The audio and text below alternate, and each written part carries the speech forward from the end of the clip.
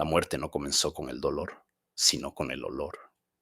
Se filtraba por las puertas, impregnaba las telas de la cabecera, se incrustaba en las plumas, derribaba a los guardias y hacía que los juglares olvidaran las notas. Ninguno de los cortesanos se atrevía a decirlo en voz alta, pero todos lo sabían. El rey se estaba muriendo y lo hacía lentamente. Bajo un manto de terciopelo y oro, el cuerpo vivo se pudría y ese cuerpo prohibía que lo tocaran. El otoño de 1483 fue húmedo en Francia. Las paredes del castillo de Plessis-le-Tour, que se elevaba junto al Loira, no solo contenían humedad, sino también miedo.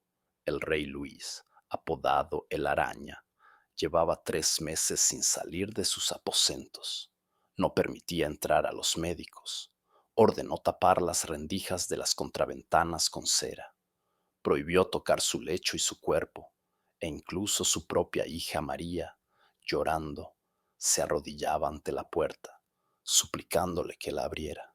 En respuesta solo se oía una respiración pesada y ronca, a veces una risa convulsiva. Los sirvientes, admitidos por orden personal del monarca, cambiaban cada día, no por miedo, sino por orden del rey, no permitir el contagio.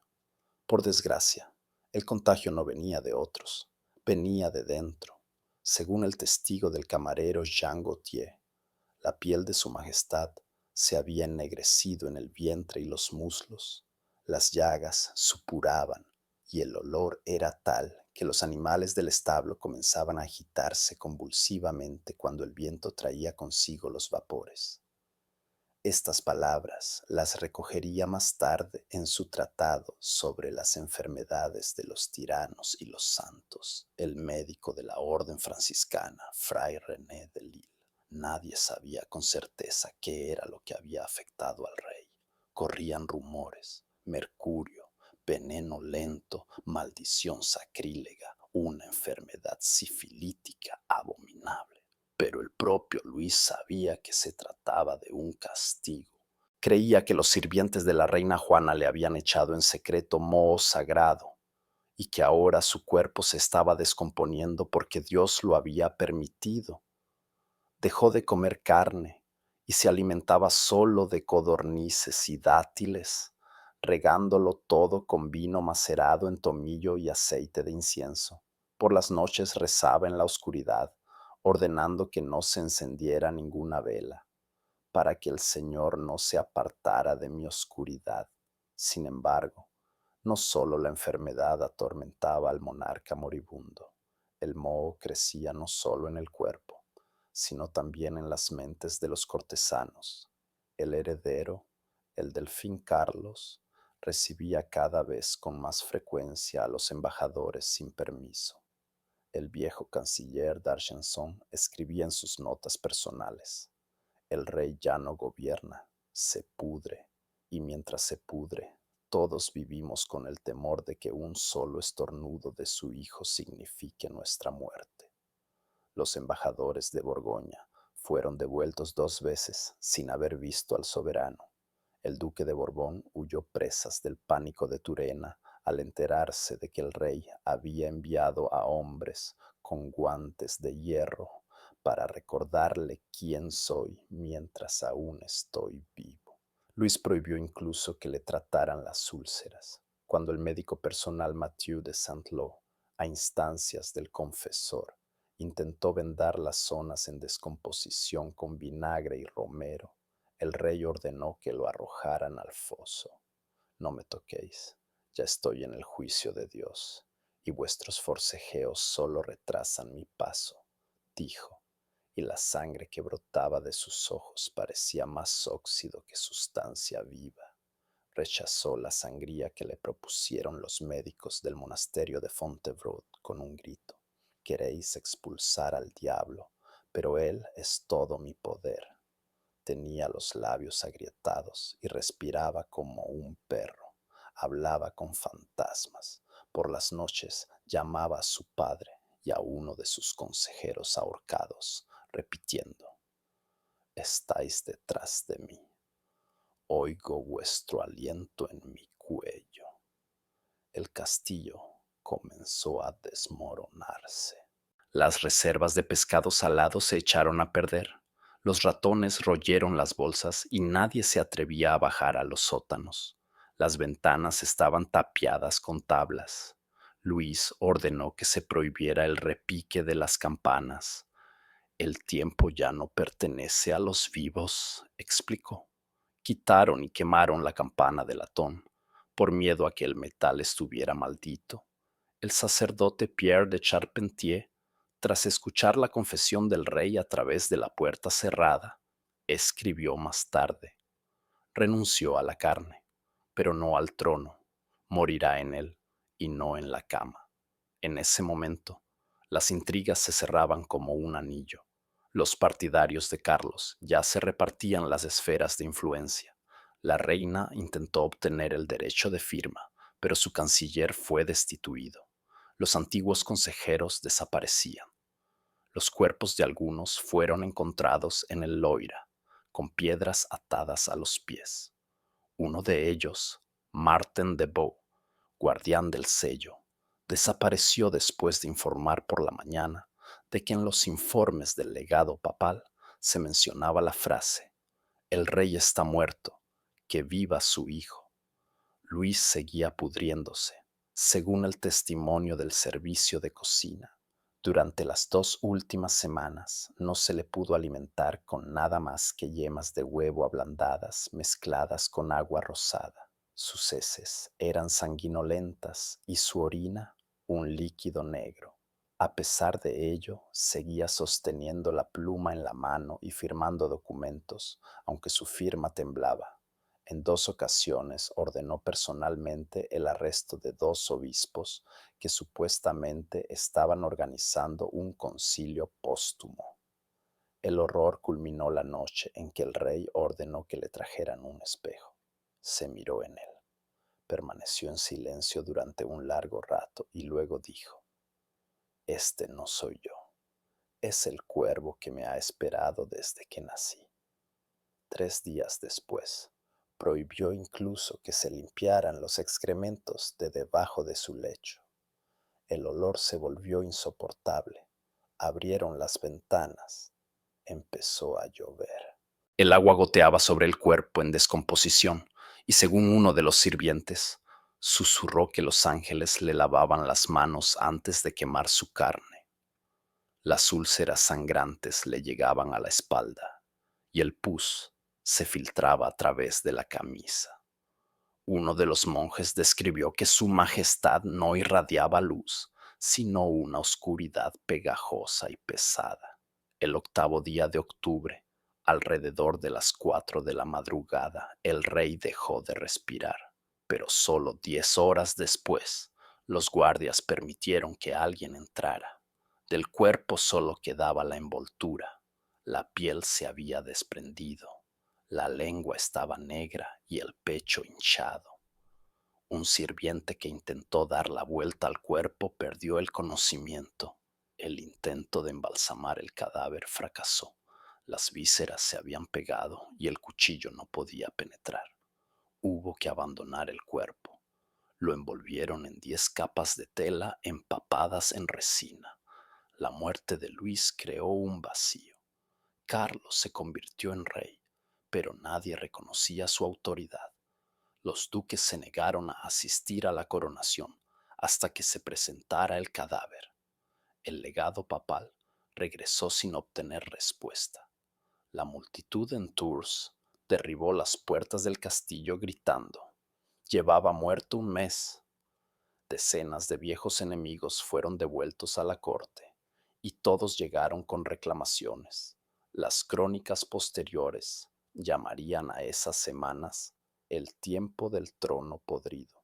Y todo comenzó con una sola orden: no me toquéis. En eso se resume todo, Luis. A la mañana siguiente de la muerte, el castillo de Plessis-les-Tours estaba desierto. Los pasillos, que ayer estaban llenos de voces susurrantes, del roce de los vestidos y del aroma de la mirra, ahora estaban en silencio. La guardia del palacio duplicó los guardias, pero permanecían inmóviles.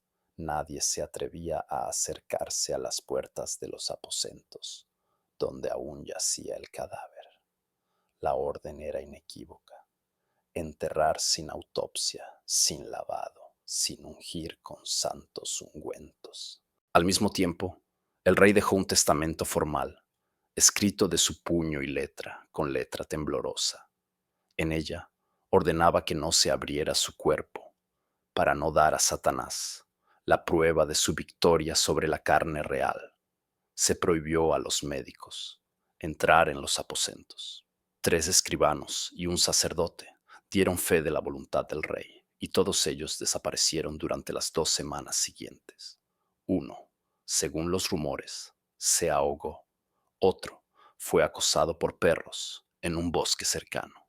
Los demás huyeron a Borgoña. El cuerpo fue envuelto en un sarcófago de tela impregnada de brea y cosida con hilos de plomo. Bajo el velo continuó hinchándose. En el patio había un olor a miel podrida y carne en descomposición. El jefe de los cadáveres, el caballero Dabrón, declaró que si no se sacaban los restos antes del mediodía, comenzaría una plaga. Según su informe, cuya copia se conserva en los archivos del monasterio de Amboise, los gusanos salieron al tercer día y, al no encontrar alimento en el ataúd herméticamente cerrado, comenzaron a devorar la tela. El cuerpo fue trasladado apresuradamente a Notre-Dame de Cluny. El entierro se llevó a cabo por la noche, sin ceremonia, solo en presencia de los monjes. El cuerpo fue depositado en un foso con cal para evitar el olor. El embalsamamiento no se completó. Al abrir el ataúd, los talladores perdieron el conocimiento.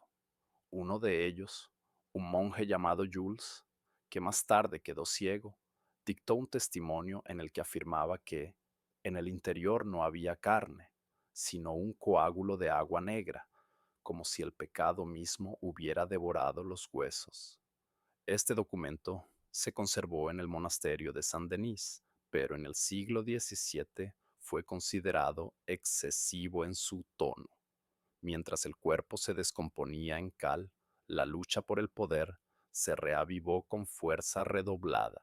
El nuevo rey Carlos no tuvo tiempo de tomar las riendas del poder cuando su propio tío, el duque de Berry, comenzó a reunir tropas. En París estallaron disturbios. La multitud arrancaba los escudos de las casas donde vivían los consejeros del difunto Luis. En el sur del país se levantaron los partidarios de los Armañaca, convencidos de que la muerte de Luis era una señal de Dios, de la inminente división del reino. Uno de los cardenales que llegó de Aviñón declaró abiertamente en la plaza de Toulouse: la abominación se ha ido a la tierra, pero su semilla se pudre en cada uno de vosotros. En el palacio comenzaron los interrogatorios. La vieja guardia fue sustituida por una nueva. Carlos no confiaba en aquellos que solo un mes antes habían rendido honores al rey enfermo. Se arrestó a 3 antiguos sirvientes que supuestamente sabían que la enfermedad de Luis era consecuencia de un ritual impuro de venganza. Fueron crucificados en estacas de hierro, una práctica prohibida por el propio Luis. No se obtuvieron confesiones, murieron en agonía. Carlos prestó especial atención al último confesor de su padre. Al parecer, este había estado escribiendo las confesiones del rey en un tosco pergamino durante sus últimos días. Afirmaba que el rey había reconocido su culpa en la ejecución de 2 obispos inocentes y en la orden de quemar la biblioteca del monasterio de Beauvais. Estas confesiones no se hicieron públicas, pero los rumores se extendieron rápidamente. A Luis comenzaron a llamarlo el padre maldito de la araña. Su imagen fue pintada en las iglesias. El pueblo decía: no ha muerto, lo han derrocado. Pero lo más terrible fue lo que le sucedió a Carlos. Solo 6 semanas después de la muerte de su padre, el nuevo rey anuló la mitad de sus decretos. pero tuvo que hacerlo rodeado de quienes aún no habían olvidado el miedo que les inspiraba el arácnido. Algunos generales se negaron a jurar lealtad si no se les mostraba el cadáver, pero Carlos no podía hacerlo. El ataúd ya había sido inundado para evitar que el olor se propagara. Uno de los sacerdotes de la corte anotó en sus notas personales: el joven rey vive a la sombra de un gran cadáver. Gobierna, pero en cada sala siente el hedor del viejo cuerpo. En esas mismas notas se indica que cada mañana Carlos fumigaba los aposentos reales con comino y orégano, como si intentara expulsar no solo el olor, sino también el recuerdo. La paranoia que consumía a Luis comenzó a contagiarse. Comenzaron las purgas. Uno tras otro, los allegados al monarca fallecido fueron desapareciendo. Las notas del médico de la corte, encontradas en el archivo de Saint-Germain, describen el estado de Carlos. Se rasca constantemente. Estoy seguro de que tiene gusanos en la piel por el aire envenenado. Grita por las noches. Ve a su padre en los espejos. Ha prohibido cualquier tipo de reflejo. Francia entraba en un nuevo siglo, pero la podredumbre del siglo anterior aún vivía entre sus muros. Luis, al prohibir que se tocara su cuerpo, no solo envenenó el aire, sino también la sucesión. Su miedo se volvió contagioso. Incluso años después, nadie lo llamaba por su nombre, solo el que no dejaba que lo tocaran. Al tercer mes tras la muerte de Luis XI, en la capital quedó claro que Francia ya no estaba gobernada, sino que se estaba desmoronando. Carlos, coronado sin las ceremonias adecuadas, seguía siendo a los ojos de la nobleza un mero guardián temporal del trono. Las antiguas alianzas se derrumbaron. Borgoña tardaba en prestar juramento. Navarra y los Armagnacs levantaron las armas. Los embajadores de Nápoles regresaron a casa sin esperar respuesta. La frontera con el imperio quedó sin protección y los habitantes comenzaron a abandonar las aldeas costeras, ya que los rumores sobre la herencia maldita se extendían más rápido que los heraldos. Mientras tanto, en la corte continuaban las investigaciones sobre la causa de la decadencia del rey. En los archivos escritos a mano por el doctor Gaspard Devre, enviados a París por orden personal de Carlos, se lee: a principios de agosto, el cuerpo estaba cubierto de edemas y se notaba un líquido caliente bajo la piel. Las orejas y las encías se volvieron negras y el aliento desprendía un hedor acre y metálico. La sangre extraída en la noche del día 3 coagulaba al entrar en contacto con el aire en cuestión de segundos. Según todos los indicios, se trataba de un veneno lento y potente, posiblemente una mezcla de mercurio y piel de sapo cocida. Sin embargo, un proceso de descomposición interna tan rápido indicaba una compleja intervención mágica o una maldición. No había pruebas de ello, pero los nuevos propietarios de la finca, en primer lugar el obispo de Orleans, insistían: el mundo no debe dudar de que el Señor ha enviado la muerte por los pecados, y no la mano del hombre. En ese momento resurgió el nombre de un viejo enemigo de Luis, el duque Jacques de la Roche. Expulsado 20 años atrás, fue llamado de vuelta. Por orden de Carlos, se le devolvieron sus tierras, sus propiedades y el título de mariscal. Esta decisión provocó el pánico. Los sirvientes que habían servido al rey Luis durante décadas comprendieron que su tiempo había llegado a su fin. A principios de diciembre, uno de los antiguos cocineros de la corte fue encontrado en un pozo, atado y con una nota en la boca. Cociné para quien se volvió peor que la carroña. En las calles de París apareció una nueva expresión: respira como Luis, que significaba morir sin paz. Los médicos, especialmente los que habían sobrevivido a la peste, comenzaron a discutir la enfermedad del rey como un fenómeno aparte. la putrefacción de los vivos. Uno de ellos, el monje Felipe de Rouen, escribió: en otros casos el cuerpo se pudre, pero la voluntad se mantiene. Aquí se pudría la voluntad, pero el cuerpo aún se movía.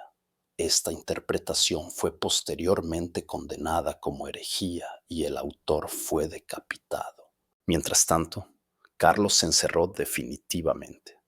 Dejó de salir de la ala oeste del palacio, solo se comunicaba a través de una estrecha ventana y dormía en los sótanos. Las crónicas del camarero Dominique Lebrun, encontradas en el siglo XIX en la biblioteca de Amboise, dicen: Su Majestad exigía que se rociaran las almohadas con ajo, que se frotaran las habitaciones con grasa de oso y que cada noche se revisara el suelo debajo de la cama en busca de gusanos. No temía las conspiraciones, sino la putrefacción. Oía cómo respiraban las paredes por la descomposición. La pérdida del control político vino acompañada de brotes de violencia. Las órdenes de ejecución se firmaban sin juicio. Los sospechosos de relaciones con el difunto eran considerados una amenaza. Se reanudó el tribunal de la Inquisición en la diócesis de París. En 3 meses fueron quemadas 46 personas, entre ellas 2 sirvientas que cuidaban de Luis en sus últimos días. Supuestamente susurraban sobre el secreto de su maldición. Sus torturas se describen con precisión en los informes papales. Les cortaron la lengua antes de atarlas y arrojarlas a la hoguera. Uno de los pocos testigos de los últimos días de Luis, el bibliotecario Michel de la Ronche, describió en cartas privadas: en sus últimas horas, miraba al techo y hablaba solo. Su voz se volvió diferente, más aguda, chirriante. Afirmaba que veía a Judas en su espejo y que su propia sangre intentaba escapar de sus venas. Pidió que le clavaran los pies al suelo para no irse al infierno. Estas cartas, conservadas en los archivos de Besançon, no se publicaron hasta el siglo XX.